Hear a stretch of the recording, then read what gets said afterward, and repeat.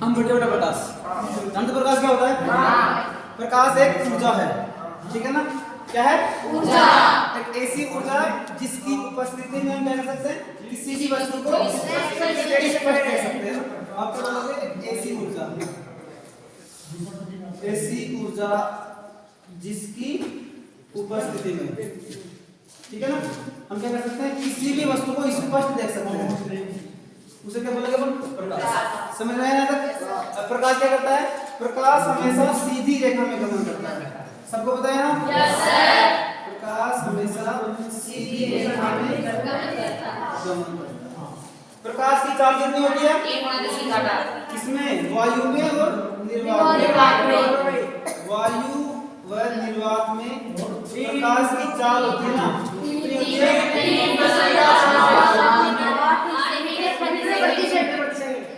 3 गुणा 10⁸ मीटर प्रति सेकंड। यहाँ तक सबको समझ में आया ना? ये हमने प्रकाश के बारे में पढ़ा। प्रकाश क्या होता है? एक ऐसी ऊर्जा जिसकी उपस्थिति में हम किसी भी वस्तु को स्पष्ट देख सकते हैं, प्रकाश कहते हैं उसे। या फिर हम ऐसे कह सकते हैं कि अंधेरे की अनुपस्थिति को क्या कहेंगे? प्रकाश। समझ में आया ना? चलिए अब आगे अगर हम देखें बोला कि प्रकाश के बाद में हमने क्या पढ़ा था? एक परछाई पढ़ी थी। परछाई जानते परछाई क्या होती है? शैडो कहते हैं इसे। यदि प्रकाश कोई अपारदर्शी वस्तु पर गिरेगा, जानते हैं अपारदर्शी क्या होता है? ऐसी वस्तु जिससे प्रकाश पार नहीं होता है। यदि प्रकाश किसी अपारदर्शी वस्तु पे गिरेगा तो उसके पीछे क्या बनती? छाया। इसे क्या बोलेंगे?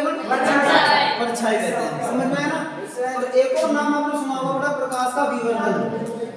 सुना है नाम? विवर्तन, प्रकाश का विवर्तन। देखिए विवर्तन क्या होता है?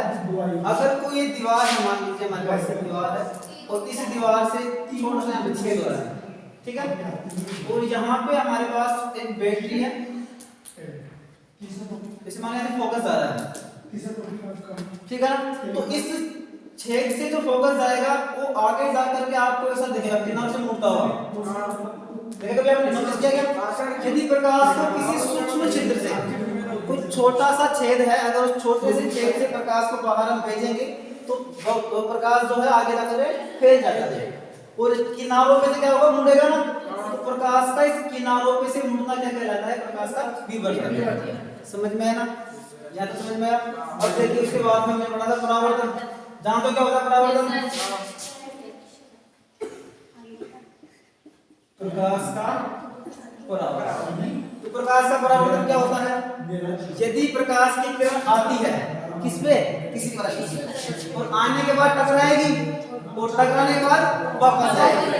जैसे मान लीजिए मेरे पास एक पृष्ठ हो गया और इस चिकना पृष्ठ हो गया, इस पृष्ठ पे प्रकाश की किरण आ गई और आने के बाद इसे टकराई और टकराने के बाद वापस उसी माध्यम में अगर लौट जाती है, इसे क्या बोलेंगे अपन? परावर्तन।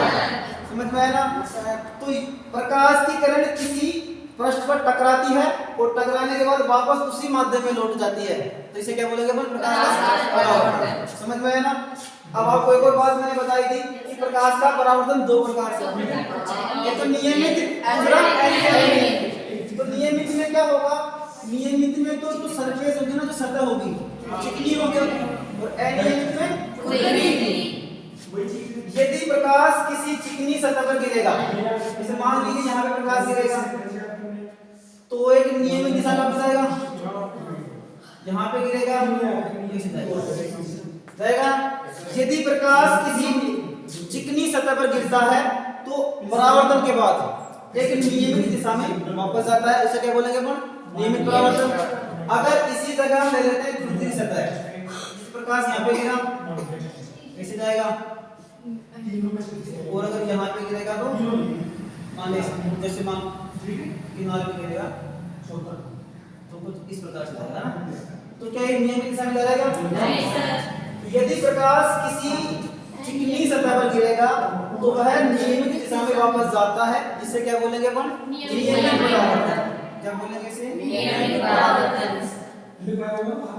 और अगर प्रकाश किसी खुरदरी सतह पर गिरेगा उसे क्या बोलेंगे अपन? अनियमित परावर्तन।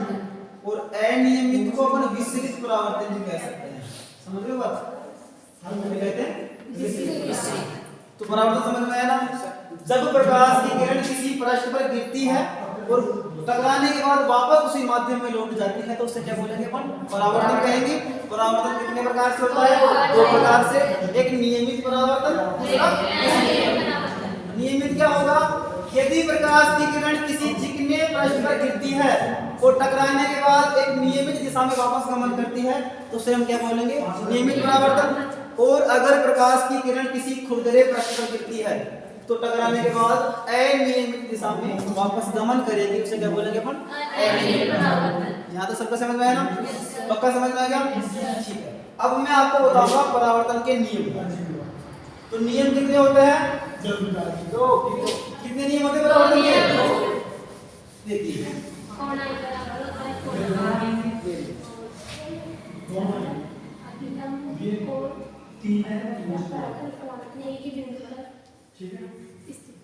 देखिए ये क्या हो रहा है? परावर्तन हो रहा है। तो आपको बताया था कि परावर्तन में जो किरण आती है ना उस आने वाली किरण को हम क्या कहेंगे? आपतित किरण। और जाने वाली को परावर्तित किरण। और इसके बीच में हम एक काल्पनिक रेखा को मान लेते हैं तो उसे क्या बोलेंगे? ये क्या हो गया हमारे पास?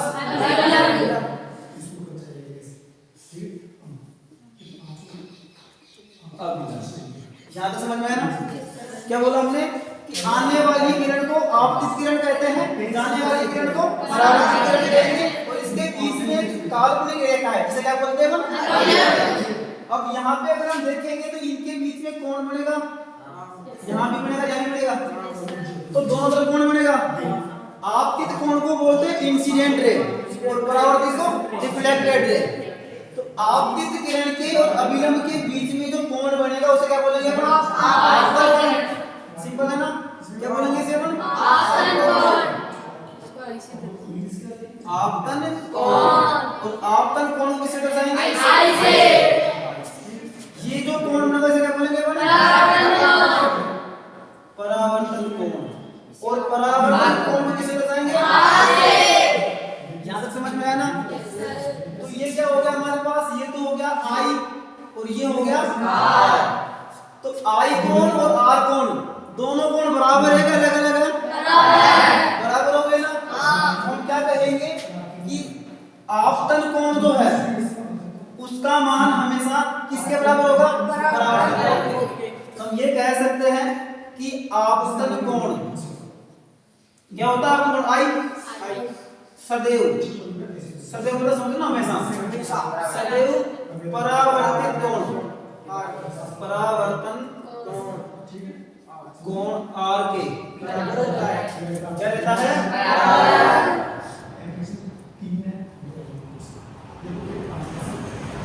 क्या कहेंगे? परावर्तन का पहला बराबर रहता है, इसे परावर्तन का पहला नियम कहते हैं।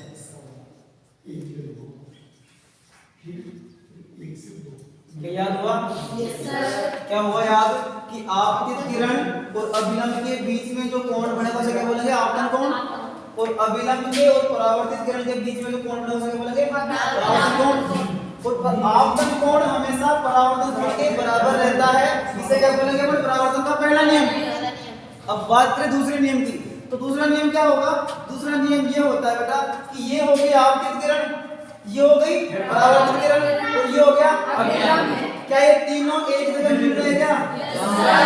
अब ये बोलोगे कि आपतित किरण, अभिलंब और परावर्तित किरण तीनों एक ही बिंदु पर मिलते हैं, इसे परावर्तन का दूसरा नियम कहते हैं। समझ में आया ना? पहला नियम क्या हो गया कि आपतन कोण आई हमेशा परावर्तन कोण आर के बराबर रहता है।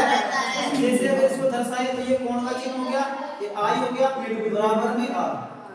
ये क्या हो गया? परावर्तन का पहला नियम। और दूसरा नियम क्या हो गया? आपतित किरण, परावर्तित किरण और अभिलंब तीनों एक ही बिंदु पर मिलते हैं, इसे परावर्तन का दूसरा नियम कहते हैं। सिंपल है ना? समझ में आ गया? पक्का है ना? चलिए अब देखिए, अगर आपको यहाँ तक समझ में आ गया है तो इसके बाद में हम जिसके बारे में पढ़ेंगे उसका नाम है समतल दर्पण। एक टॉपिक है, इसका नाम क्या है? समतल दर्पण। देखा आपने समतल दर्पण क्या होता है? देखा है ना समतल दर्पण? अरे जो दर्पण हमारे घर होता है ना, उसमें शक्ल देखते हैं ड्रेसिंग में लगा रहता है, वो होता है समतल दर्पण।